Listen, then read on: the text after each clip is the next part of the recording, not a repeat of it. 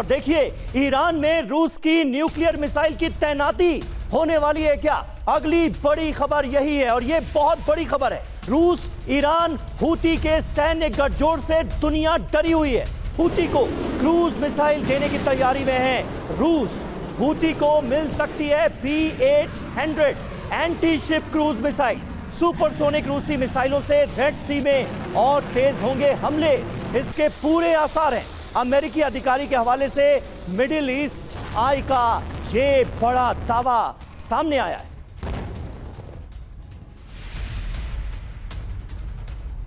तो क्या रूस जंग के मैदान में एक और कदम आगे बढ़ाने वाला है? रूस ईरान हूती अमेरिका के खिलाफ एक नया सैन्य गठजोड़ बनता दिख रहा है। हूती को क्रूज मिसाइल देने की तैयारी में है रशिया। पश्चिम के खिलाफ नया गठबंधन बना रहा है रूस। ईरान, यमन, चीन और ब्रिक्स देशों के साथ रूस का सैन्य गठबंधन करने की तैयारी है। हूती को मिल सकती है P-800 anti ship cruise missile. Supersonic रूसी मिसाइलों से रेड सी में हो सकते हैं जोरदार हमले। 2.6 मैक्स स्पीड वाली घातक एंटी शिप मिसाइल है P-800 और आप अंदाजा लगा सकते हैं कि अगर ये मिल गई हूती को तो फिर इसका अंजाम क्या होगा। अमेरिकी अधिकारी के हवाले से ये खबर सामने आई है। और देखिए अगली बड़ी खबर, ईरान में न्यूक्लियर वेपन तैनात करने की है तैयारी। ईरान में न्यूक्लियर वेपन तैनात करने पर विचार किया जा रहा है। रूसी वेपन की तैनाती से नेटो में खलबली मच गई है। इजराइल कीव को अमेरिकी वेपन सप्लाई का यह जवाब होगा रूस की तरफ से। यूएन में रूस के स्थायी प्रतिनिधि वैसली नेबेंजिया की ये बड़ी वार्निंग सामने आई।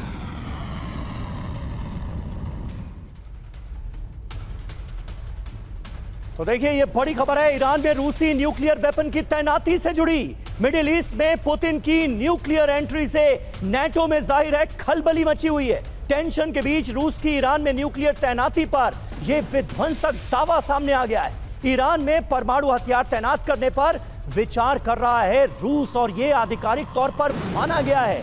ईरान पर अमेरिका इजराइल के संभावित हमले को रोकने की कवायद शुरू हो गई है। इजराइल कीव को अमेरिका वेपन देता रहा तो आगे इसके नतीजे भुगतने पड़ेंगे। संयुक्त राष्ट्र में रूस के स्थायी प्रतिनिधि वैसली नेबेंजिया ने यह सीधी सीधी वार्निंग दे दी।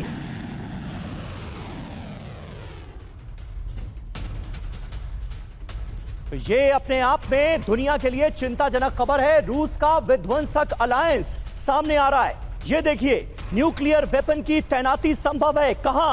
ईरान में। और नॉर्थ कोरिया की अगर बात की जाए तो यहां से सैन्य सुरक्षा संधि हो चुकी है। वियतनाम की बात की जाए तो सुरक्षा समेत 11 समझौते अमल में लाए जा चुके हैं। चीन की अगर बात करें तो रूस के साथ कई सुरक्षा डील कर चुका है चाइना। बेलारूस की बात की जाए तो 2023 से रूस के न्यूक्लियर वेपन यहां पर तैनात हैं। प्रोफेसर राजन, किस तरह से आप देखते हैं रूस के इस बड़े फैसले को? बाकायदा यूएन के मंच से ये तो आधिकारिक पुष्टि कर दी गई है। ईरान में न्यूक्लियर मिसाइल की तैनाती अगर हो गई तो इसके परिणाम आने वाले वक्त में क्या हो सकते हैं?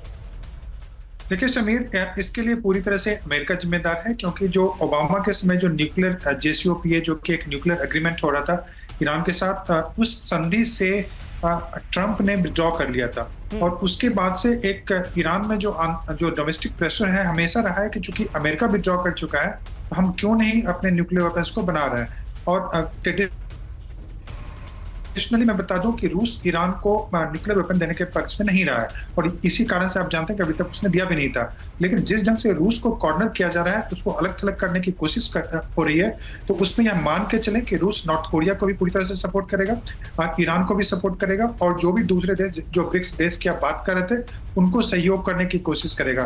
तो हम उस अब टाइम में आ चुके हैं जब एक तरह से आप देखेंगे कि जो न्यूक्लियर नॉन प्रोलिफरेशन ट्रीटी थी उसके कोई मायने नहीं रह गए हैं। अभी खुलेआम देश जो हैं दूसरे देशों को सपोर्ट कर रहे हैं और जो एक न्यूक्लियर स्टेबिलिटी की बात होती थी कि 5 पावर्स हैं, उसके बाद इंडिया, पाकिस्तान, इजराइल जैसे कुछ देश हैं जिनके पास न्यूक्लियर कैपेसिटी है। इसके अलावा आप देखेंगे कि बहुत सारे मिडिल पास हैं जिनके पास न्यूक्लियर कैपेसिटी आएगी और इससे न्यूक्लियर प्रोलिफरेशन की जो बात है वो फिर से शुरू हो जाएगी और चीन भी उसमें मदद करेगा। तो हम एक बहुत ही खतरनाक विश्व की ओर जा रहे हैं जहाँ पे कि एक जो न्यूक्लियर डिटरेंस से आप देख रहे हैं कि टैक्टिकल न्यूक्लियर वेपन्स की यूज की बात हो रही है। रूस ने तो एक तरह से बेलारूस को कुछ टैक्टिकल वेपन्स दिए भी हैं, तो एक तरह से प्रोलिफरेशन आपने देखा कि होना शुरू हो गया। अमेरिका ने भी ऑस्ट्रेलिया को एक तरह से कमिट किया है सबमरीन्स देने का, तो न्यूक्लियर प्रोलिफरेशन ऑलरेडी शुरू हो चुका है और ईरान को भी निश्चित रूप से रूस मदद करेगा। बिल्कुल, बहुत खतरनाक मोड़ की तरफ ये जंग जाती हुई अब नजर आ रही है, जिसका जिक्र प्रोफेसर साहब ने किया। और देखिए, बड़ी खबर है, रूस के बाद बेलारूस पहुंचा है ईरानी ड्रोन। बेलारूस में made in Iran kamikaze drone की मौजूदगी।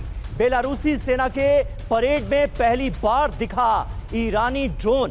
बेलारूस को रूस से मिले ईरानी कामिकाजी ड्रोन। मिन्स्क परेड में बेलारूसी सेना ने इसे प्रदर्शित किया है। ये देखिए वो तस्वीरें जिसका हम जिक्र कर रहे हैं। बेलारूस में made in Iran kamikaze drone का किया गया है प्रदर्शन।